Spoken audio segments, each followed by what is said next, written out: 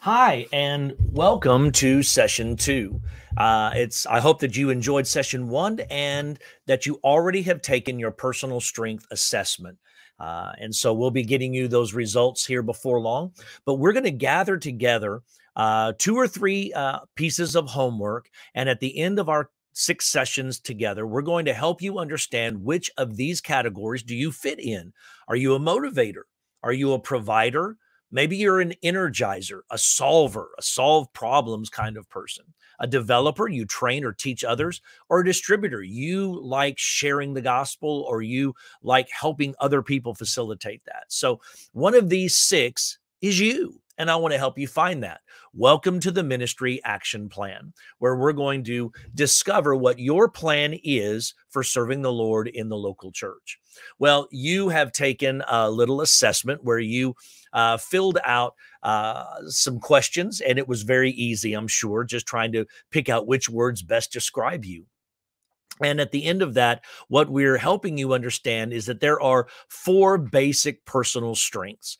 The first basic personal strength is that of a lion, what we're going to call a lion. We're going to have four different animals represented here. The lion is the first one. If you take the DISC assessment, if you've taken that DISC assessment, this is the D. This is the choleric. This is the person who's the born leader. This is the one who wants to accomplish things with immediate kinds of results. They have a now time frame. Let's do it now. Let's have it now. Why are we waiting? I needed that yesterday. These are the kinds of people that have this kind of personal strength. They're very decisive people. They don't always need all of the facts. They just make decisions, and they're good at that. They have Twitter length communication. They don't take a long time to say what they want to say. They just very short to the point. They're not afraid of pressure or confrontation. They're challenged by questions, though. They don't like to be questioned a lot. And when you push this strength off to its end and you get it to an extreme, well, it can become a weakness too. People in the scripture that are kind of like this would be Paul, the Apostle Paul in the New Testament.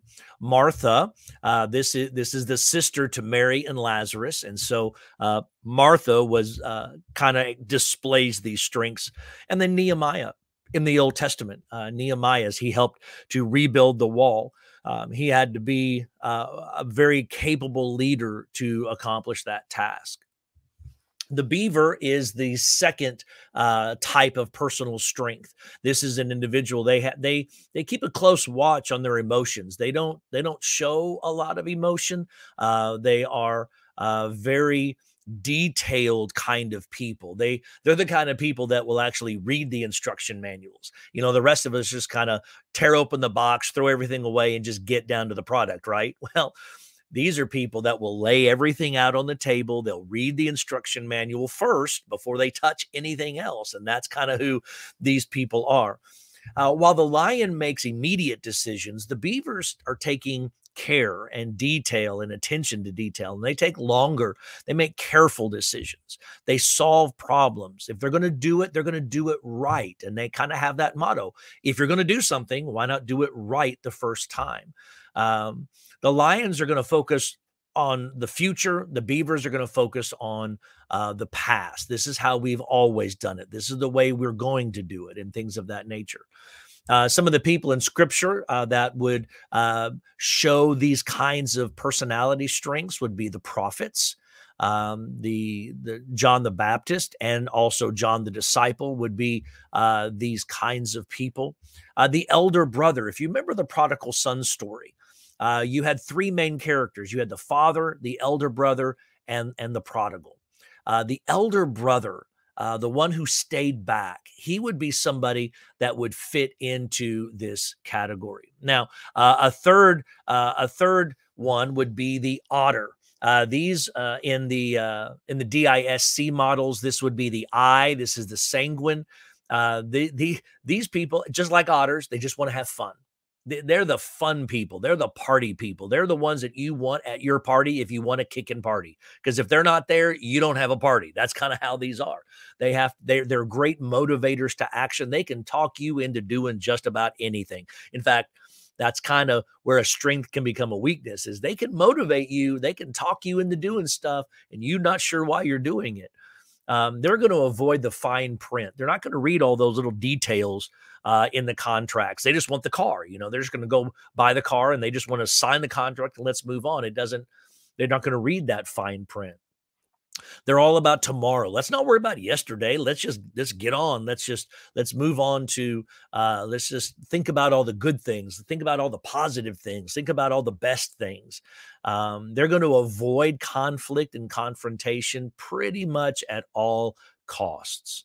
That's who they are. They're going to avoid that. Otters, as great motivators as they are very susceptible to peer pressure. There are people that can also be talked into a whole lot of things. And that's something that you have to be very careful about if you have this personal strength, if this is who you are, then you have to take great care to be sure that you're not getting yourself into things that you don't need to be in either. Some of the people that are otters in scripture, Peter kind of shows these strengths a little bit. He would speak before he thought, and that's kind of a trait of the otter sometimes. The prodigal in the prodigal son. Hey, just give me what I want because I want to go party with my friends. And I just, and he blows his inheritance and he finds himself in a difficult spot. Why? Because it's all about the party. It's all about the fun. It's all about these kinds of things. Oh, I'll worry about that later kind of thing. However, at the same time, David was also that very creative person, a musical person. He wrote so much of the music that we see in the Psalms.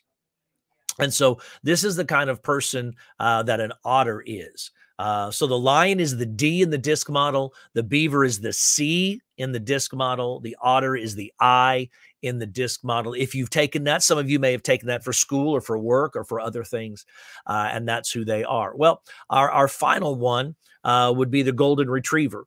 And this is the S in the disc model. Other things, the old time ones would call it the phlegmatics. And this is kind of one of those things, but I call them the retrievers. This is a model that Gary Smalley and John Trent came out with. And I just enjoy it. I think it's a fun model for us to use. Golden retrievers are extremely loyal people. And they have a strong need for very close relationships. An example would be, an otter. An otter is going to have 1,000 followers on Instagram. A retriever is just going to have 1 or 2 if they're even on Instagram, because they have to have close relationships. They don't want 1,000; they want 1 or 2. They're not going to have 100 best friends. They're going to have 1 or 2. And that's something that's a difference with these people. Retrievers have a deep need to please other people. They could be called people pleasers. They're so loyal that they don't want to be viewed as not being loyal. And so they can become people pleasers, which is a weakness if you allow that to go too far. However, they're very full of compassion. They're adaptable. They don't like sudden changes, though. They will go through change, but it needs to be gradual. It needs to be slowed down for them, just so that they can handle it. They do hold stubbornly to what they feel is right, though, and that is a strength. That's that loyalty to what they believe in. Also, some of the people that would be retrievers in scripture, Abraham would have been one.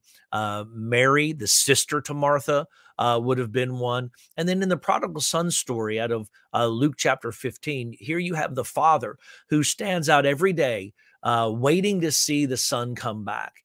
And so he's very loyal, and he shows a lot of these strengths as well.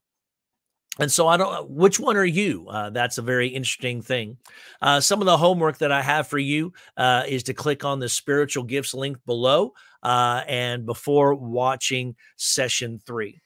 Just something that I want to close with. God could have made us all the otters, but we'd have lots of fun, but we wouldn't accomplish much. He could have made us all the beavers, where we would have been extremely organized and we would have charted out our life, but we wouldn't be very cheerful. He could have made us all lions, all leaders. We'd been set up to lead, but who's going to follow that? So I want you to know every one of these is important. Whichever one you are, it's a part of your plan and it's a part of your journey. And I'm looking forward to seeing more of what your journey is going to reveal to us in session 3. So click on the link below. Take that spiritual gifts assessment. It's a little longer. That's okay. And we're going to help you find your plan. We'll see you next time.